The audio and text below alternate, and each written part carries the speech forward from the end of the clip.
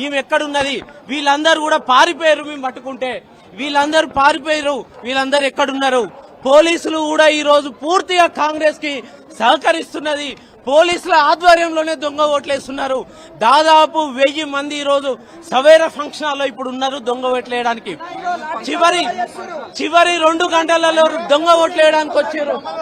కాబట్టి వాళ్ళందరి మీద యాక్షన్ తీసుకోవాలని అప్పటి నుంచి మేము అడుగుతుంటే మా మీద వాళ్ళు దౌర్జన్యం చేస్తున్నారు పోలీసులు. కానీ ఈ దొంగ ఓటర్ని మాత్రం ఇప్పటికే ఏం చేయలే. ఈమె ఎక్కడుందని మేము ప్రశ్నిస్తున్నాం. వీళ్ళు ఎక్కడున్నారు ఇప్పుడు?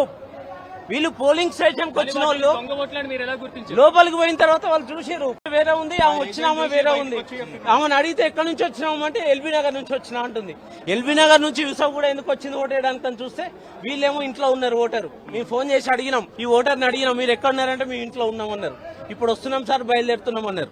కానీ ఇక్కడ వచ్చినామా ఎల్బీ నగర్ నుంచి వచ్చింది. ఇట్లా చూస్తే ఈ 5 కార్డులు పట్టుకొని వచ్చారు. ఈ 5 కార్డులు కూడా ఫేక్ కార్డులే.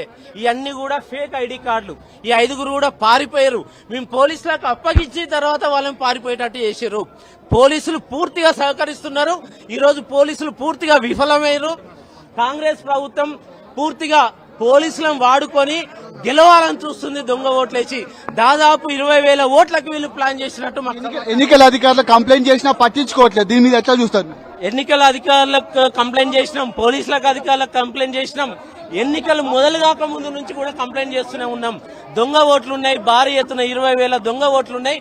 వీటన్నిటిని డిలీట్ చేయాలని కూడా కోరినాం, అయినా కూడా చేయలేదు. ఈ రోజు యథేచ్ఛగా వాళ్ళు దొంగ ఓట్లు వేస్తున్నారంటే అటు ఎలక్షన్ కమిషన్ సహకరిస్తుంది, ఇటు పోలీస్ డిపార్ట్మెంట్ కూడా వాళ్ళకి సహకరిస్తుంది. మీరేం చెప్తారు? దొంగ ఓట్లు చాలా వరకు రిగ్గింగ్ జరుగుతుందని కూడా ముందు నుంచి బీఆర్ఎస్ ఆరోపిస్తుంది. కానీ దీన్ని ఈ వ్యవహారాన్ని అంతా ఎట్లా చేస్తారు? మేము ఎప్పటి నుంచో కూడా ఎలక్షన్ కమిషన్ కు అనేక సార్లు వినతి పత్రం ఇక్కడ స్టేట్ ఎలక్షన్ కమిషన్ కి ఇచ్చినాం, సెంట్రల్ ఎలక్షన్ కమిషన్ కి ఇచ్చినాం. కానీ నిద్రమత్తులో ఉన్నది ఎలక్షన్ కమిషన్ అంతా కూడా.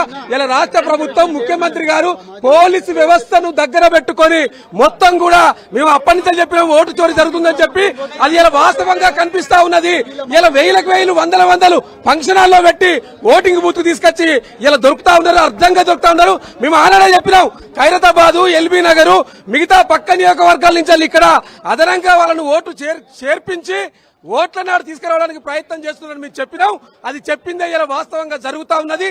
ఇలా ఓటమిని అంగీకరించక ఎట్లాగూ ఓడిపోతున్నామని కాంగ్రెస్ నాయకులకు తెలుసు. కాబట్టి ఈ రాష్ట్ర ముఖ్యమంత్రి సీటు కదులుతుందని ఒక భయపడి నిన్నటించాలి అడ్డంగా ఎక్కడికక్కడ ఒక్కొక్క ఓటుకు 5,000 ఇచ్చి కొనడమే కాకుండా ఇలా దొంగ ఓట్లతోటి వాళ్ళు నమోదు చేసుకున్న దాదాపుగా 20,000 ఓట్లు